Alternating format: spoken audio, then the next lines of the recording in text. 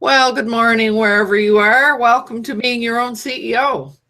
This is a weekly success circle for solopreneurs.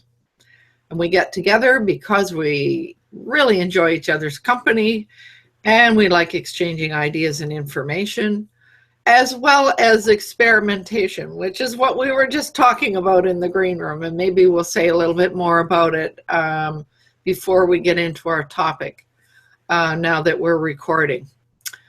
My name is Lowell Ann, and I've been in business since 1996, helping people get to where they want to go.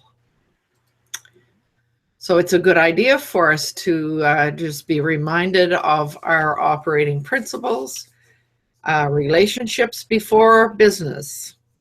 You can get everything in life and business if you help enough other people get what they want. That's a Ziegler comment. And business is built on relationships. Make building them your business. And that's a quote from Scott Stratton. We stand for positive possibilities and keep an open mind, and we never sell anything we are not prepared to deliver impeccably. And just a little reminder of a couple of technical things.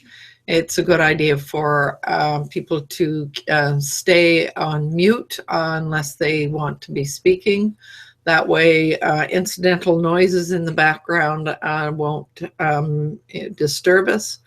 And to also, I guess when we get into conversations and discussions, sometimes we tend to forget that within Hangout on Air, it's one voice at a time. So if you need to say something, maybe wait till somebody's finished and signal that you would like to say something. So those are just little technical things that help us remember that the way this works. So as usual, I'm going to invite my panel members to introduce themselves, say something about where you are and what you do, and share some good news if you have any, or an announcement. And usually what I try to do is ask the first person here to start. And I believe that was you, Barbara. Would you like to introduce yourself? You are on mute? Okay. No, we're not hearing you. So I would guess that at the top of your screen, you need to choose, change your settings so that we can hear you. Welcome here. Anyway, Barbara. And Vivek, I think you were next. Namaste, my name is Vivek. Presently, I am in India, Bangalore, and normally I live in United Kingdom, close to London, but since October, I've come to India on a visit. That's the plan. And the news is I would be going on a spiritual retreat, Isha retreat. Tomorrow I'd be leaving on a bus to a city called as Coimbatore. It's southern part of India, and I'll be there for 5 days. So that would be Lowell, and since you had long ago undergone a formal spiritual course, this what I would be going through would be equivalent for me. So similar. Is it a silent retreat, Vivek? I think there will be a lot of yoga. There will be a lot of meditation. Yeah. It's a hilly area, so probably there will be some maybe walking up the mountain and so on. So wow, close to nature, and yeah. So Well, we really look forward to hearing what the experience was like. Yeah. The reason I ask if it's a silent retreat, I once went on a 10-day Vipassana silent retreat, silence for 10 days. For someone like me, can you imagine me being silent for 10 days?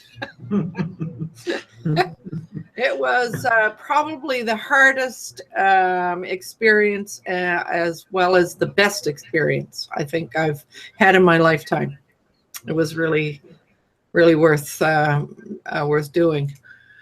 Jay has a question. Answer is yes, you can do yoga and meditation at the same time. In fact, meditation itself is a form of Yes. yoga. Mm-hmm. Yoga is not an exercise. All right.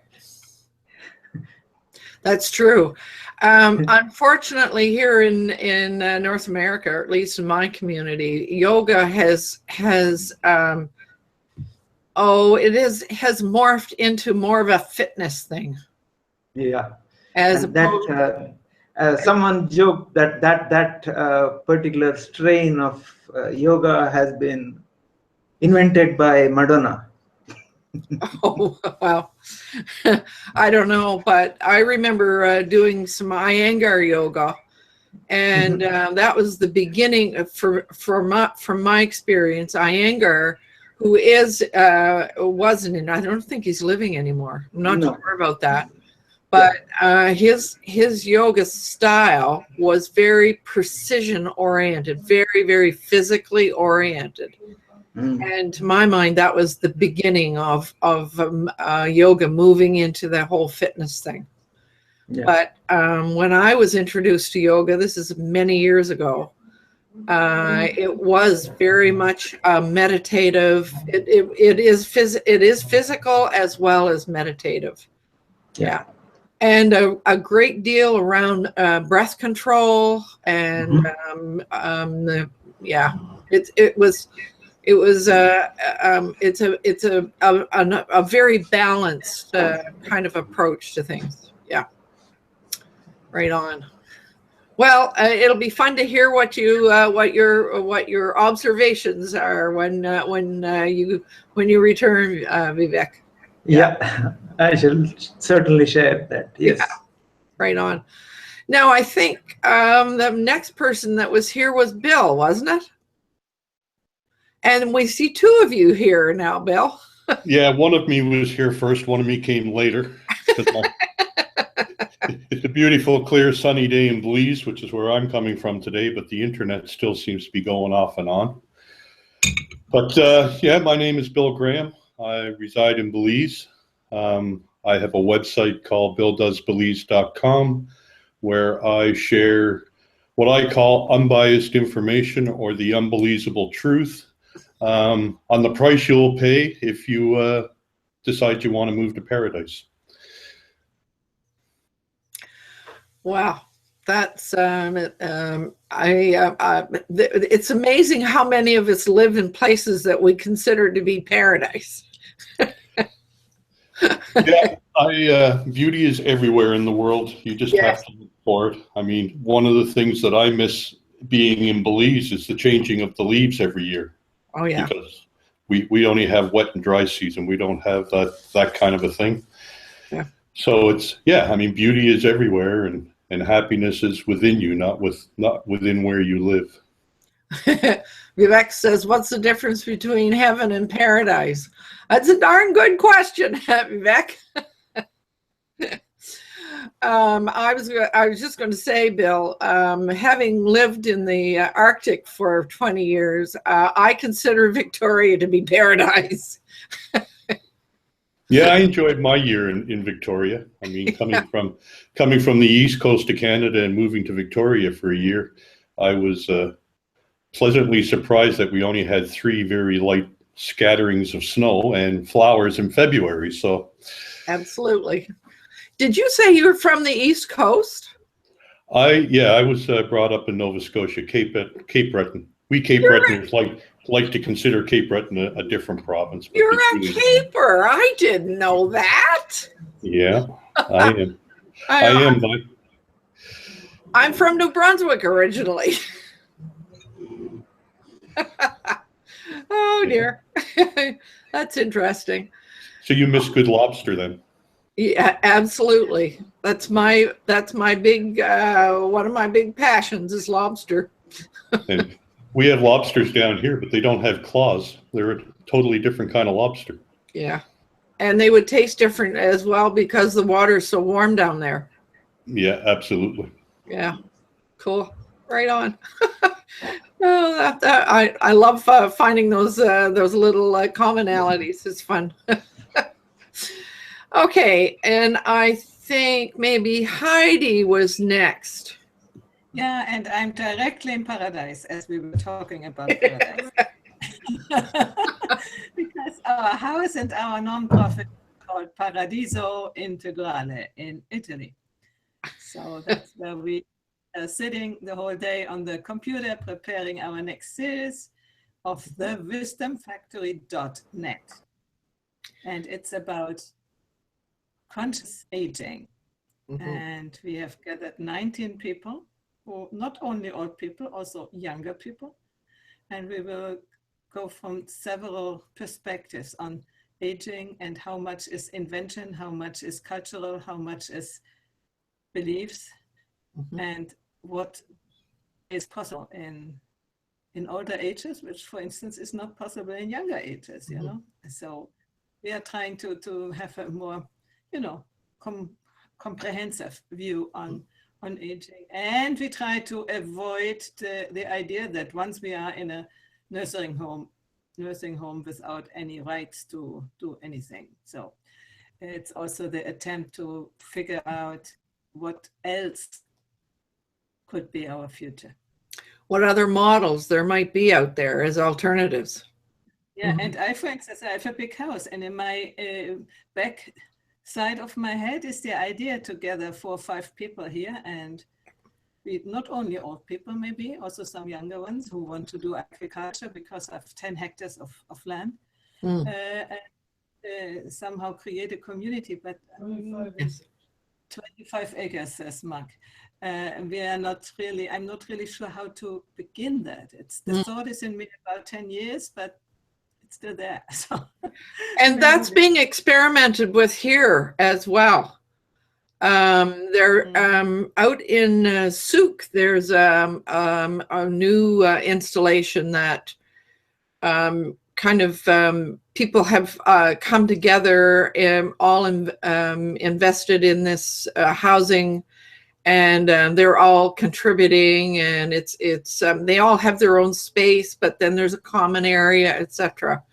So I believe that my friend said that there were a couple of experiments happening in Calgary as well.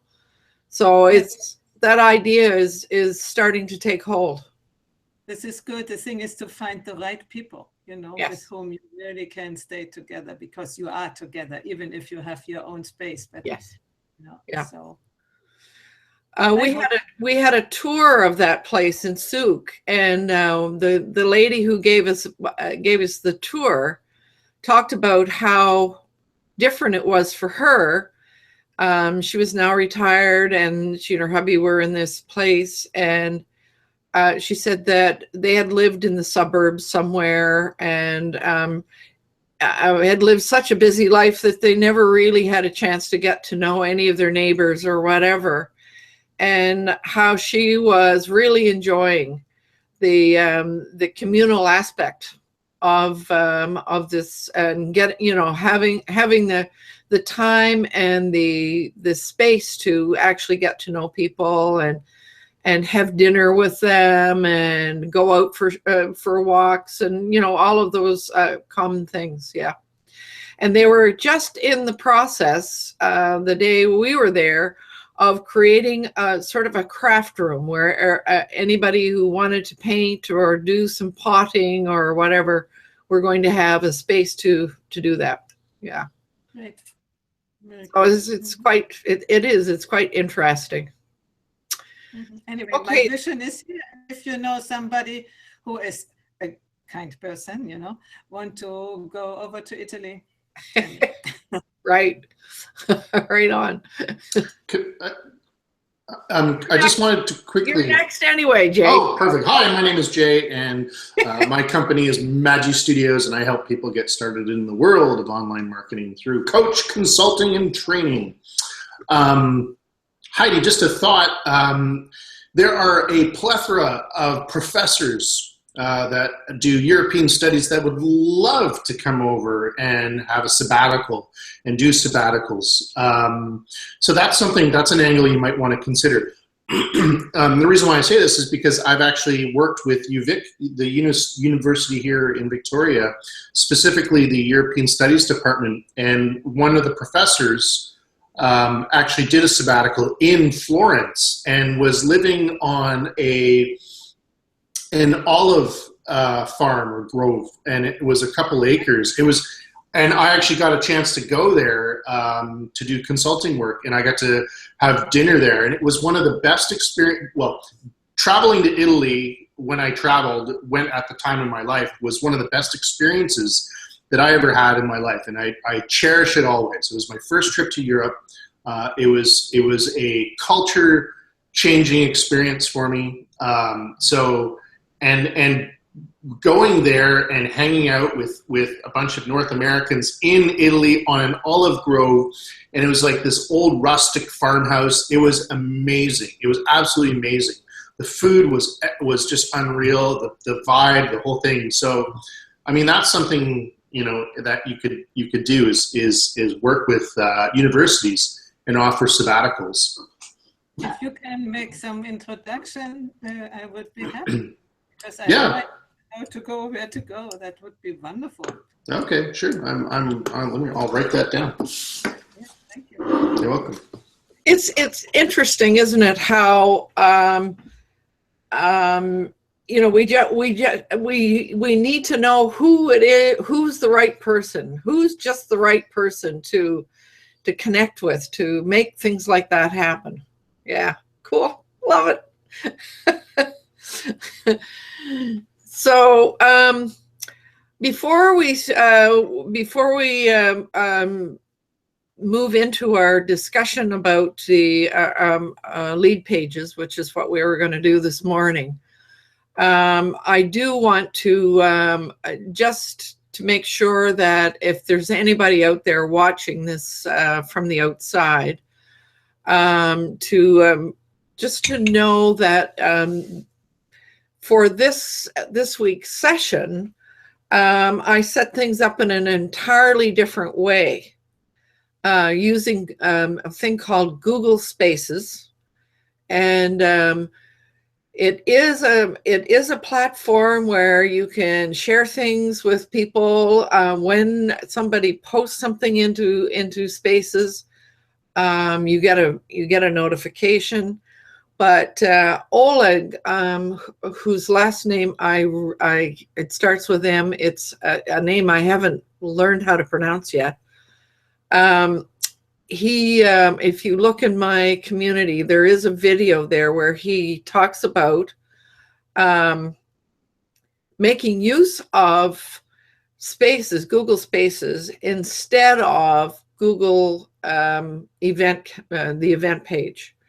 That it allows you to post a video and post all kinds of other things. And so what I did for this one was I opened a space and I posted the form where people could, if they would like to come into the green room, they could tell me that using that form. You can bring in, he shows you how to bring in a calendar so that people can click on that and have the event show up in their Google Calendar. And then he had a couple of other things that I thought were sort of interesting. He was using a Aperion as another piece that you could bring in where people could have a conversation. I don't think you can record a peer-in. It's just a conversational hangout kind of thing. And another platform that was sort of something that would allow you to create a video, which escapes me what it was called now, but I did try it last night. In his spaces, he's posted an invitation to everyone for a space, an event within Spaces to explore Keep, Google Keep. And so we were in there messing around last night, and I did go in and see whether I could, you know, figure out how to make use of that, and it was pretty easy. So he's opened up a number of things that can be a possibility. The one thing that Vivek has reminded us is that it seems to be not available for people who have that Google for what's it called, the G Suite, because there are some security issues apparently. So even though I am a Google Apps person, I'm a legacy one. So for some reason, I'm able to get in and do all of this. So anyway, I really was hoping that everybody would have had a chance to go in and look and see what you think of it, because it looks as though it has quite a few possibilities for creating a community such as ourselves and being able to share things with each other, etc. So I see Roland is asking to come in, so pardon me while I just invite him. There it is. Okay, so yeah, I just before we move on, we have noticed, however, that using the unique hashtag for comment tracker doesn't work from within Spaces. So if you want people to leave comments using comment tracker, you still have to use something else. So I've been having great luck using the unique hashtag in various places within Google+, but it doesn't seem to translate over into Spaces. So like everything else, there are possibilities, but not all the things that we want from one place, it seems. So anyway, so that's a little bit about Spaces. I would look forward to anybody in the green room here going in and having a look around. You can find the link to it from within the Being Your Own CEO community. So just to see what you think.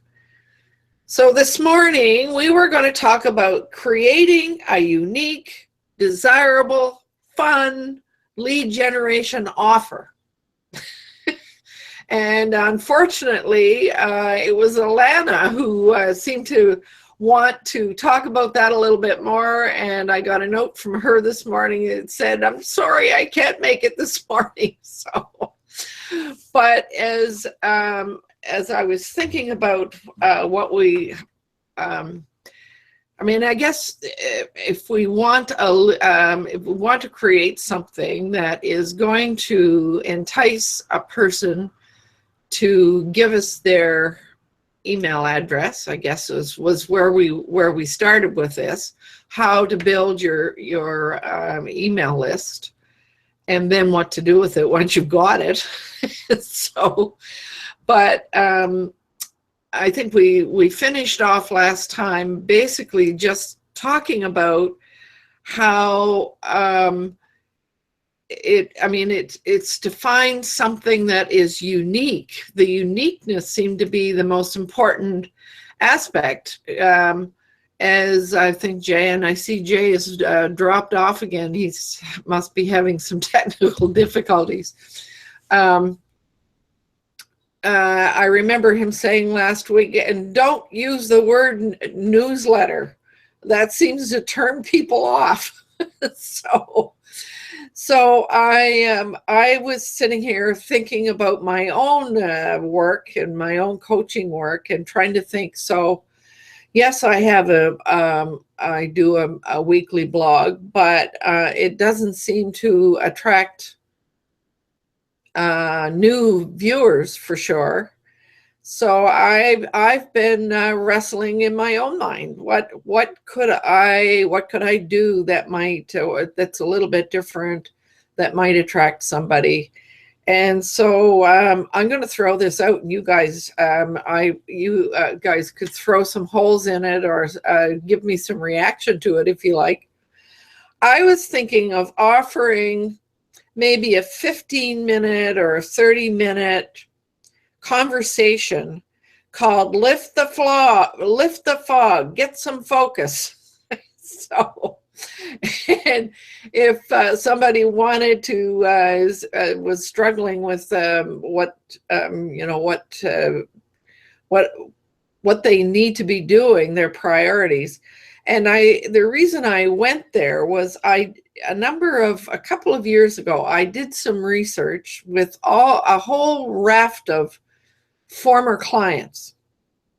I sent them an email, invited them to tell me what prevents them from getting things done.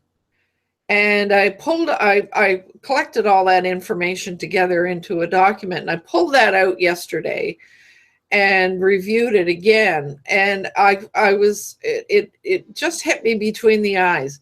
It was focus. Almost every single one said, keeping my focus on my priorities. Yeah. So, so Vivek, does that mean you would like to speak?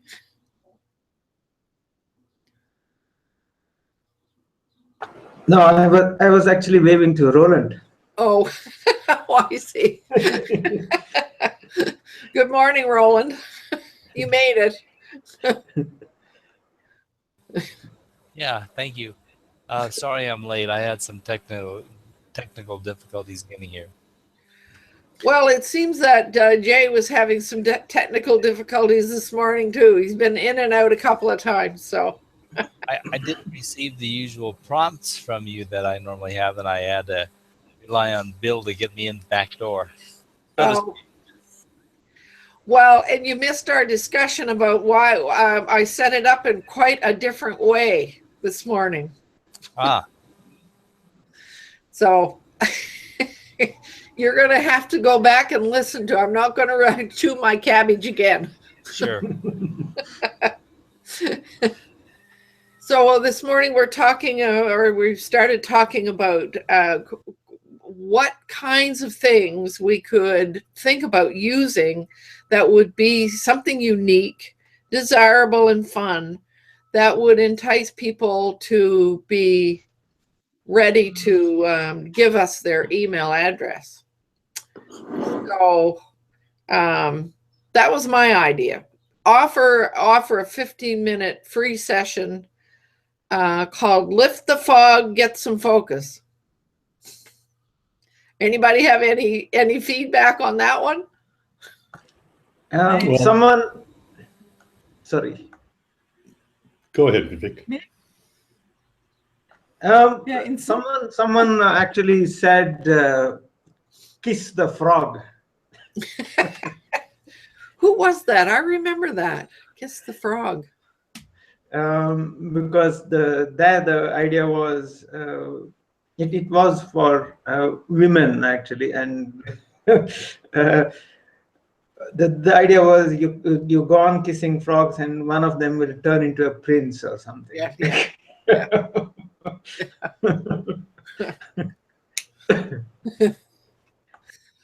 Yeah. I don't know. I mean, that was the first thing that came to mind. So, but I'm not sure. I'm interested in talking to people about finding a print. That wouldn't be my my goal. So Heidi, did you have a comment? Yeah, I have a general observation. When I began to do much online, I mean, listen to stuff and then all these, you know, these podcasts and hangouts and so on. I, at the beginning, was receptive for this, for these advices. Today, I'm getting, when everybody tries to tell me do that, do that, do that, do that, do that, do that. So I cannot stand it. So I personally have a hesitation to use anything like which seems an unsolicited advice to people. So you know what I mean? So the question is, you said you wanted to do something different. Yeah. What can be different in a world where everybody feels entitled to make, you know, you the target of me who knows everything better, things like that, you know? So this is my general question about that. So my intention was not to give advice. It sounds like a little bit like this, yeah. You know, because it is in order, sort of in order, in the grammatic. Okay. So I know what to do, so do that, you know. Yeah. So not enough emotion, too left brain is what you're telling me. Yeah, no, it's not about you. It's about the practice. No, which it's is the words. Yeah. But I get it. Use this, so I don't know if it's okay. I don't know anything better, so that's for sure. So and Roland, I saw you said skeptical. Well, we all deserve to be skeptical, and the reason is that in the field of things being offered on the internet, my general application of the 80-20 rule applies to this, and that 80% of it out there is either bullshit or obsolete. Can I say that online? I'm sorry about that. It's obsolete, or it doesn't apply, or it's a out and out lie. So when you have shiny objects out there, a lot of them are a nothing value offer in disguise being sold as something of value. And the thing that people want to know is that you're offering something of value, and you cannot prove that to them in an advertisement. No, you can't do that in an advertisement. So Jay has something to say. Let's see what he says. Well, you said proof elements, and it's you said you can't prove things in an advertisement. I agree with you with that 80-20 rule, but I would like to challenge you on proving something in an advertisement. So whatever the advertisement is. I think we were talking about webinars just a moment ago. So, which essentially is a form of advertising. Personally, I do webinars every Friday to the people, members of Wealthy Affiliate, but we don't sell anything inside there. It's just pure education. So yes. I may have a biased opinion about that, right? So, but wait a minute, Jay. The differential that I should distinguish my statement with is that I'm distinguishing between advertising without educating and what you do, which is educating, which is more my style. Mm-hmm. So I'm in agreement with you there, but that's the 20% that does not play the game that I'm opposed to. Yes. So, and I've seen webinars where the end comes and it's like, all right, well here's the pitch, right? So you've sat through all this. Here's your deal. It's applying. It's going to be taken away in the next 10 minutes when this webinar is over. You need to act now. Et cetera, rinse and repeat. So, and I've seen, unfortunately, the unfortunate thing about those kind of live presentations is that if they did not work, they would not exist. So unfortunately they work, right? I mean, that's just the reality is that people get sucked into verbal gymnastics and the magical words therein, right? I've also seen pure educational webinars, and a lot of it is, here's what I do, here's how I achieve this success, or here's how I achieve this level of rankings, or you know, whatever the end result is. And throughout that funnel, they show the tools and services that they use, which is kind of a soft sell, if you will. You know, and I think those, personally, I find there's no issue or problem with those at all. You know, they're soft sells. Everyone's out to make a buck, but you know, I think we need to educate ourselves, you know, in terms of watching these things, knowing that, you know, yeah, you're going to be sold to, right? So, but you know, if everyone's so apprehensive about these sales messages and these sales webinars, then why do so many people attend? Mm-hmm. Right? It's like they go like, oh yeah, I know it's a sales message, but then they watch it. Well, you know, I don't have any problem with people who have the sales webinars with the pitch at the end, and the number of people who can benefit from it, if the product is worth having in the first place. Absolutely.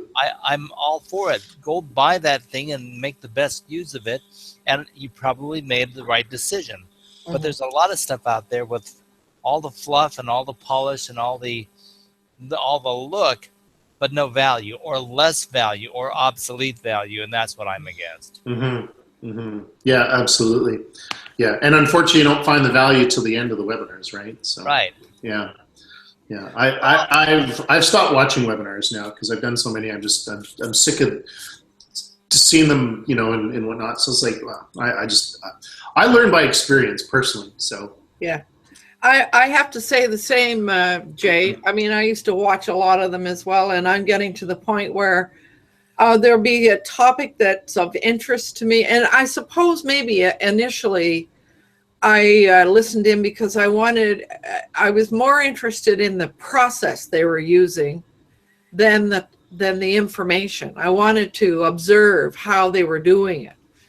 But I do occasionally go and listen in on something that's of interest to me.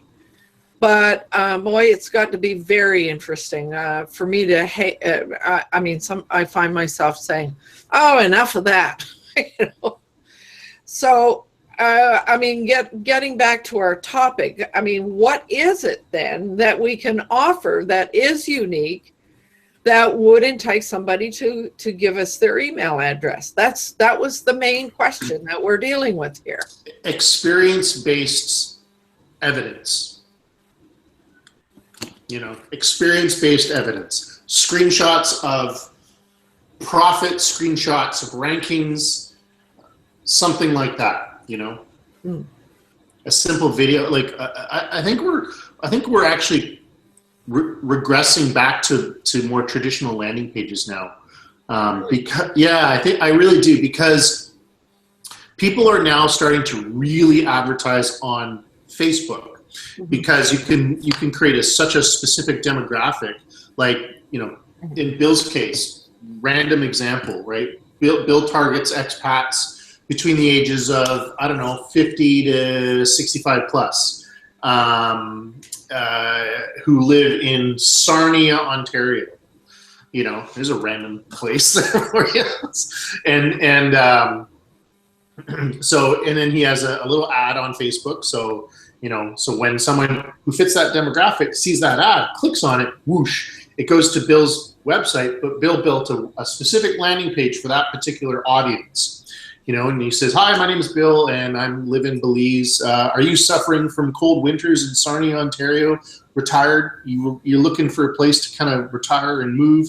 Well, this is the place. I can show you how to move from Sarnia, Ontario to Belize very easily. Simply put your email below, and let's get you started. Thank you." I mean, that's pretty darn targeted, right? Yeah. So, and if I lived in Sarnia and was between the ages of 50 and 65, I would probably enter my email, because that, especially now when, you know, it's starting to get a little cold in that place. So, so you bring up really a perfect example, and the click depends upon the relevance to the reader or the relevance to the visitor. And if you're not relevant, why are people wondering? I don't know why people don't click. I don't know why I don't have traffic. Well, of course you don't, because you're not relevant to the crowd that you're advertising to. So if you're going to advertise, you have to target your audience. And basically, it's not a numbers game so much as a target game. And if you design your target properly, the chosen few who need what you have to offer are going to click. They have to click because that it looks like the shiniest object out there with the most value. Yeah. See, what I would do is I would like the picture, I would do a split. One side would be a recognizable figure or statue in Sarnia, Ontario with icicles and snow on it and whatnot. And the other half is Bill's backyard, right? So, Sunshine. yeah, exactly. Yeah, exactly. Avocados growing. Yeah. Choose which one you want to retire in, and I think, and because it's targeting that particular geographic area, they would actually recognize that place. For those of you who don't know, Sarnia is a pretty small town in Ontario, so they would instantly recognize, It's right next to Narnia, right? Yeah, sorry. yeah, exactly. Yeah. Well, I think it's also important to focus on something. Like in my case, I'm not interested in people who want to come to Belize for a vacation. I'm not interested in trying to convince people to move to Belize for a lower income or anything. I'm looking to help people that have already decided that they want to move to Central America and maybe Belize and have questions that they can't get online. So I agree with what Jay is saying, but in my case, I would probably put a double picture of the beautiful beach that the resorts put out there, and beside it, put a picture of the actual beach with the sargasso floating in, and say, and letting people know that, yes, the water is turquoise and it's beautiful and it's green, but what you don't find online and what you don't find in the mainstream media and from the bloggers that are sharing the beautiful parts of their day is that paradise is not perfect. I mean, there is sargasso on the beach. The beaches aren't all, like they are in other places in the Caribbean. And these are the things that I want to share with people. Like, don't move to Belize just because you want to lay on the beach, because you may not be able to find the beach that you want to lay on. Bill, what is sargasso? Sargasso is a seaweed. It comes from the Sargasso Sea, which is about a 2,200 square mile or 2,200 square meter floating seabed of grass that's in the Atlantic. And in the last 3 or 4 years, people blame it on global warming and wind changes. There's been a lot of, every morning on Ambergris Key, the resort owners have to go out and rake all of the stuff off of the beach, and Yeah. But for people that are moving here and are going to buy a property on the beach, that's not something they're going to find online. No.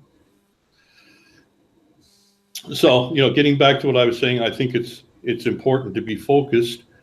In my case, I'm delivering the unbelievable truth. So I'm not sharing my favorite restaurant. I'm not sharing, the best zip line tour to go on. I'm trying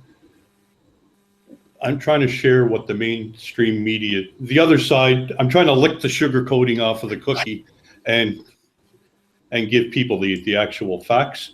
So I'm not really interested if I build my list to 10,000 people that I can try and sell them something and hopefully convert 2 or 3%. I'm looking to get my 200 subscribers a year that are looking specifically for the information I have.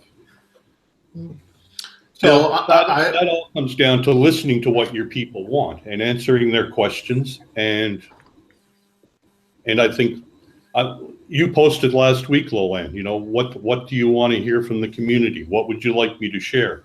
Right. And I think that's the first step, is listening to people's questions and listening to what they want. And then if you deliver on that, whether it's in a freebie or it's in your content, I think that's what I've found the most success with anyway. I love the brand. Unbelievable. That's great. I would see if that domain's available. That's pretty awesome. I really like that. Quickly to kind of reply to what you're saying there, Bill, in terms of what you do in terms of like doing an image of like the beach shot versus the shot with all the seaweed. I'm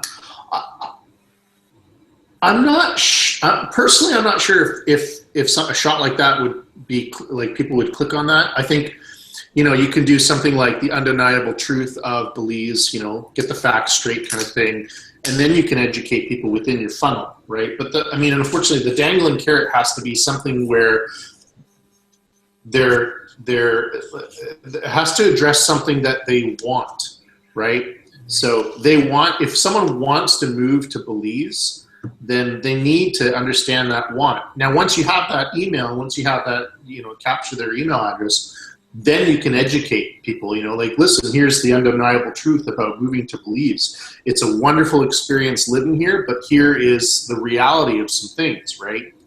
Then you educate people. Because if you're educating people before the email capture, there's going to be no interest in signing up to your email, right?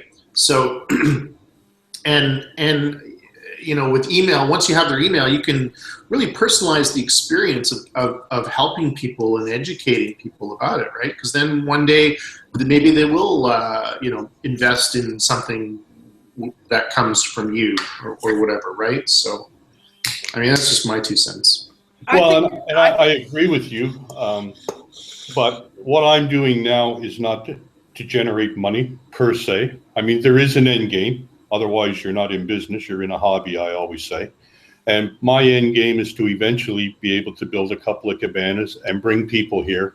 And that's where I hope to generate income from, is bringing people here for not 2 weeks to live in a resort, but to come here for several months and live the life and get the true sense of life, and to do tours so that they can go around and see. I mean, Belize is a very small country, but you've got the ocean on one side, you've got the jungle on the other. So it's very diverse in where a person might want to live.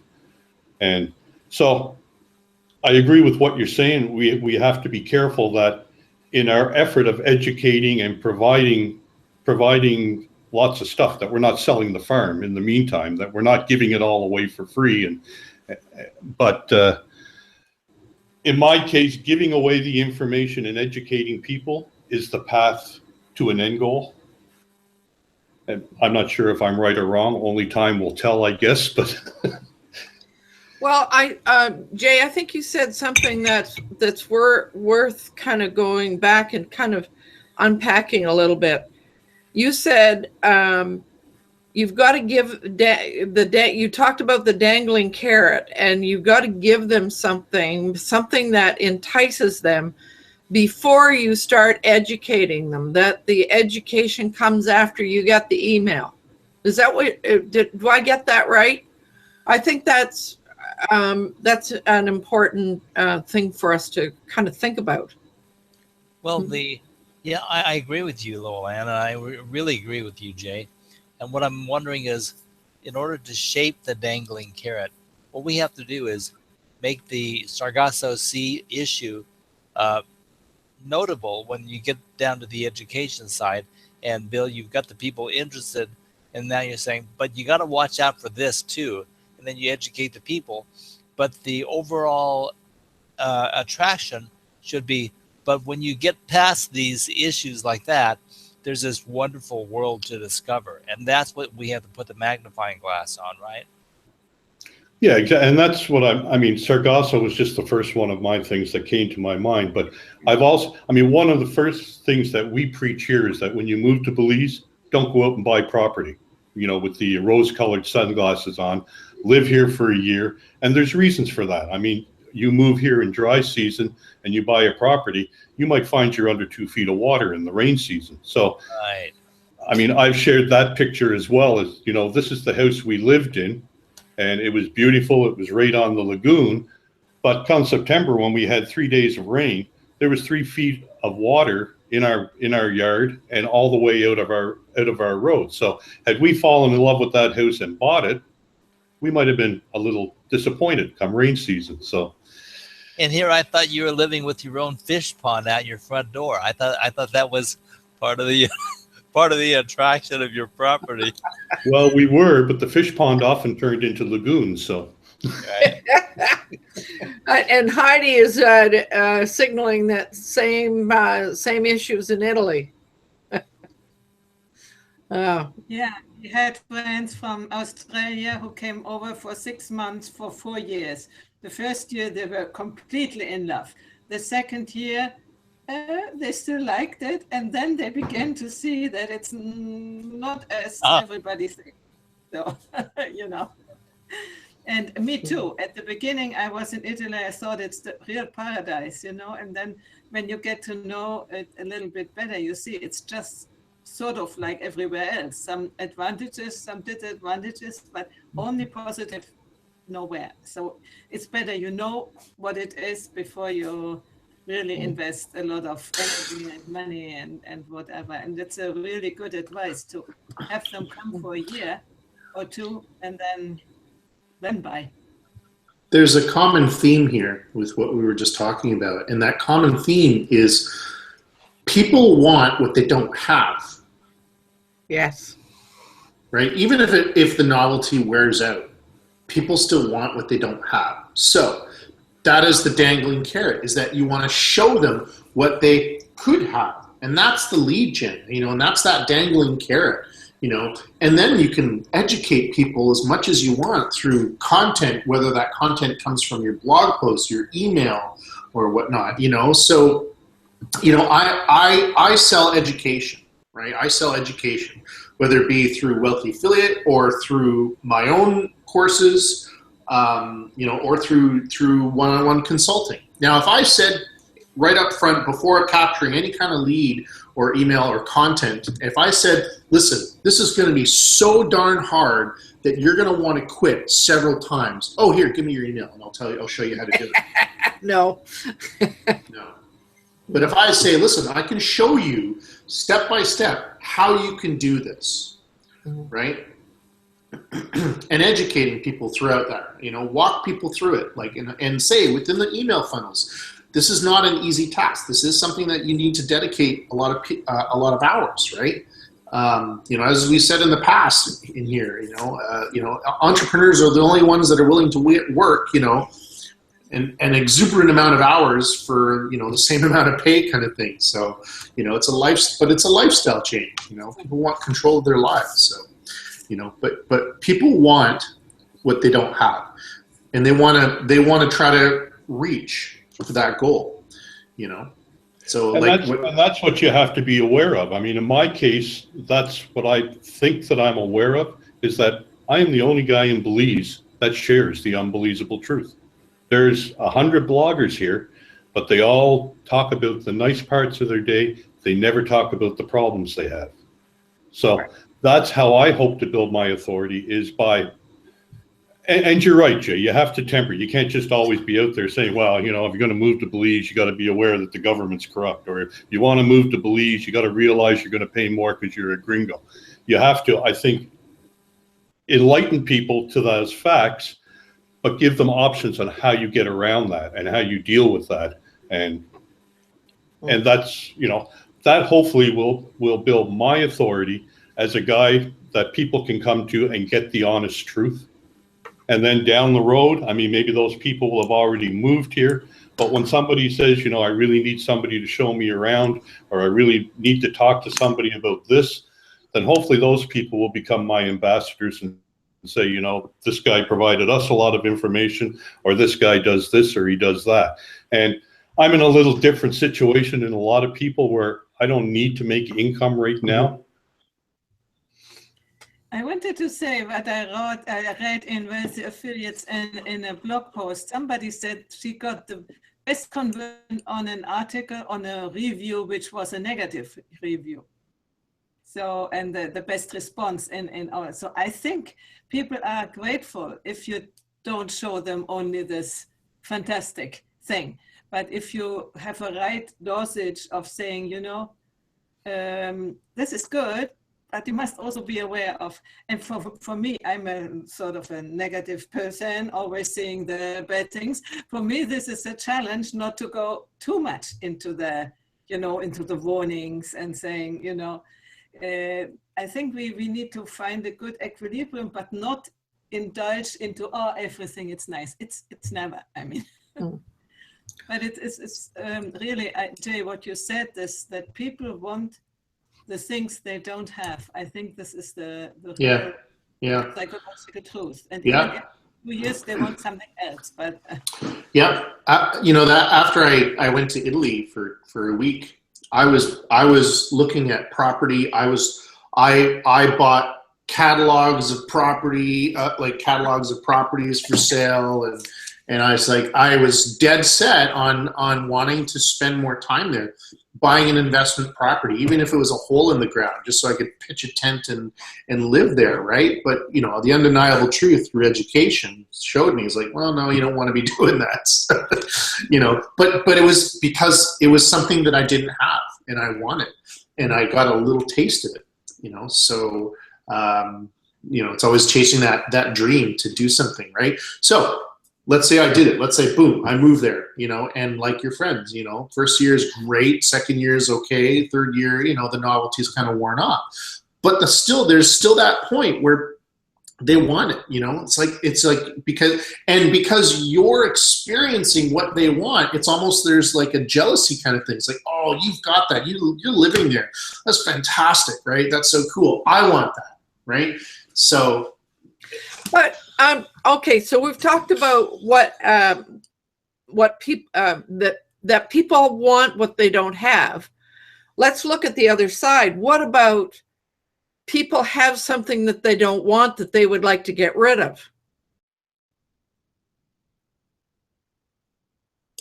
Yeah, absolutely. So like debt, right? People don't want debt and they want to get rid of, right? Yeah, absolutely. Yeah. So I think that I guess it, as I think about it, it again goes back to really knowing who our target is.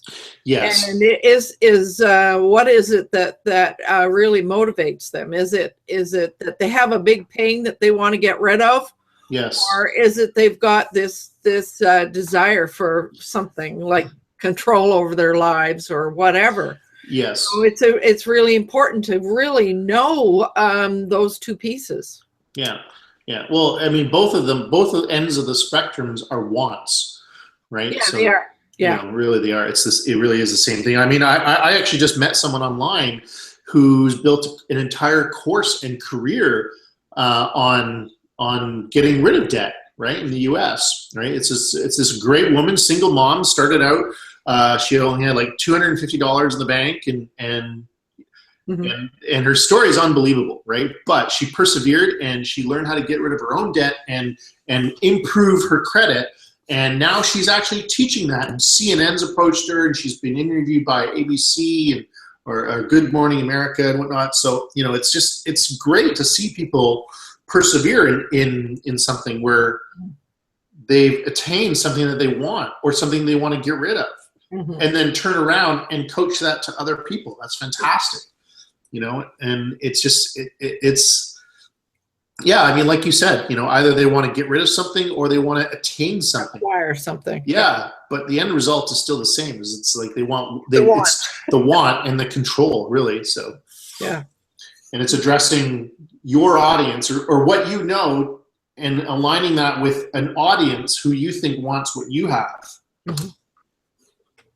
And there's the rub. Yes. To try to find out. Even when you think you know who your audience could be, is to find out whether they are your audience. Yes, and I think we can find that out through writing content, writing your own content, and experiencing how people react to it, right? Through site comments and discussion and engagement, really. So let's say you're writing content and you don't have comments enabled. You can find out about site engagement through Google Analytics. So if people are dropping off halfway through your article, so you just kind of look at the average page read time. So if you notice people are dropping off for the majority of your content, then it's going to be undeniable proof that maybe you're targeting the wrong audience with your content, right? Maybe you need to readjust the way you're delivering your message. But I think, when you're getting involved, when you start out with your own business, I think you have a general idea of who your audience is, and you mold it based on experience with that audience, right? This audience says, no, I don't want to do that, and stuff like that. So what happens? So what happens when you discover that you have radishes instead of carrots? Well, you turn lemons into lemonade, right? You could still make soup with both there, Vic. You make soup. Yeah, you make soup. Oh, that's cute. So, so a couple of pieces here. Knowing exactly what who your target is, listening to what it is that they want, and finding out whether they've got a pain or what their want is. Well, I guess a want and or need, I guess, right? But still, I mean, if trying to figure out what that dangling carrot is that's going to get them to engage with you enough so that they trust you enough to give you their email, etc. It's a tricky piece, a very tricky piece. Yeah. Well, this is, if I can interject right there, that's what I wrote there on the side: reinvent or redesign your product. Trying to dangle a carrot is all good and well. That's the mechanism, but the actual process has to be designed around something that people really want. So you have to analyze, what is it that you deliver? What is it that I provide as a service or whatever? And how can I make that valuable to someone? Now, this is more the heart and soul of the actual problem, because people have expertise and people are smart. But how do you convey this to people so that they now want what you have? Mm-hmm. I mean, that's the key. If they don't want what you have, they're not going to click. That's true. To educate them, to give them a little bit, to give them an offer, and to provide value in advance, free, somehow is really the key. You have to give a little piece of yourself away and provide the personal proof that you can be of value to somebody. Then they say, well, I want more of that, Mm-hmm. And when they see that, then that dangling carrot becomes very clearly, I need Roland, or I need Jay, or I need whoever, because they're the ones delivering the stuff that I want vividly. I want more of this. So you have to be able to give away a little piece of yourself. That's true. Yeah, and it's always an uphill battle. I think it really is an uphill battle, because when we're trying to legitimize our industry, there's always a crowd of people who are trying to undercut us and scam. Like just this morning I read about text message fraud, costing Canadians $500,000 so far in 2016. Wow. So, yeah, $500,000, right? And the message, like the text message is, wrap your car with an advert and make $300 weekly. If interested, contact us at info.wrapcars707@gmail.com. So it's like, there's the premise. There's their dangling carrot, right? Mm-hmm. And so apparently, 767 Canadians got fallen victim to fraud through text messages so far this year. And that's reported. Yeah. Right? And that's a jump from 211 in 2014. And so the more that sort of thing happens, the more wary people become. Yes. And didn't we talk about text message marketing a couple weeks ago? Yes, we did. I have that on my list of possible topics down the road. Yeah, I don't think... As we learn a little bit more about it, I don't think we know enough about it as yet. It's like the door-to-door salesman. It's completely unrecognizable. There's no validity. There's no accreditation to it whatsoever, right? I've had people from a company called TELUS here in Canada which is a telecommunications company, come to my door over the past month. I'd say at least 10 times in the past month. Yeah, because they've ran the new fiber optics out where I am, and like, how am I supposed to trust someone with just a lanyard and an ID, right? It's like, oh, hi, I'm from TELUS. Yeah, prove it. So, you know, like, you can easily get these lanyards and stuff. But the thing is, I don't want. I'm happy with my service, right? So, right. And what upsets me, I mean, little quick tangent. What upsets me is that they don't keep track of the people who say no more than 3 times. You know, so it's like, all right, well, let's cross this house off, right? Because, you know, he's now showing up with shotguns at the door, and so it's absolutely ridiculous. So, but it's funny because I mean, before that, I'd never get door-to-door salesmen, right? No, we haven't seen door to door for a long time. I mean, I kind of wish that there was. We were kind of back in the 50s and the 60s where people would come to your door and try to sell you shoes and vacuum cleaners. I would love that experience. I would love to be able to trust people and say, yeah, sure, come on in and sell. Stanley products and yeah, exactly. Good day, madam. Is the man of the house around? You know. Oh dear. But the undeniable truth is that we inherently don't trust people because of things like text messaging scams, right? So, I mean, yeah, you know. It's the scam thing. Yeah. Okay. So I think I'm noticing we're a little bit over, so it's probably time to for us to close and maybe stick around later and see if we can figure out what our next topic will be. Just before I say it's time, it's a wrap. Anybody have a parting shot that they would like to add to our conversation about creating unique, desirable, and fun lead generation offers?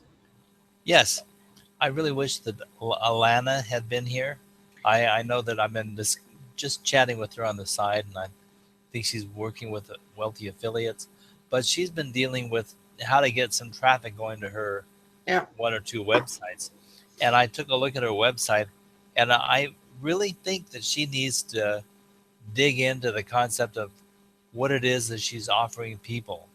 Mm-hmm. And to make a CTA an offer attractive, it has the dangling carrots got to be obvious, right? But she's a blogger writing about a lot of different things, and I think that she could really use some direction on this. So this is a subject that would have really helped her, I think, a lot.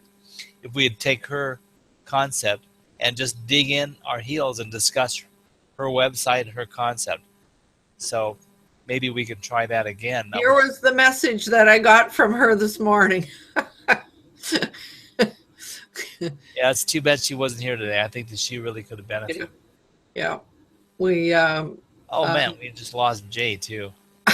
He's been popping in and out several times this morning. Yes. Gopher, you know. So I mean this whole sort of lead generation offer and the call to action issue it's one that I think we all struggle with for sure.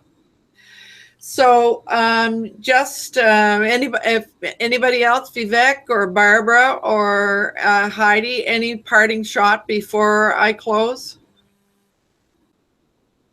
No? Okay. So then it's now time to wrap up today's conversation with a reminder that I provide a variety of resources for solopreneurs, especially for them. On Google+, there's Being Your Own CEO community and supports for solopreneurs collection. And please don't forget to visit my website, loweland.com, for lots of other supports to solopreneurs. And finally, I really encourage anybody watching this video to please make sure that you get to know the panel members because they all have something very valuable to offer as well. So this is Loweland signing off for this week.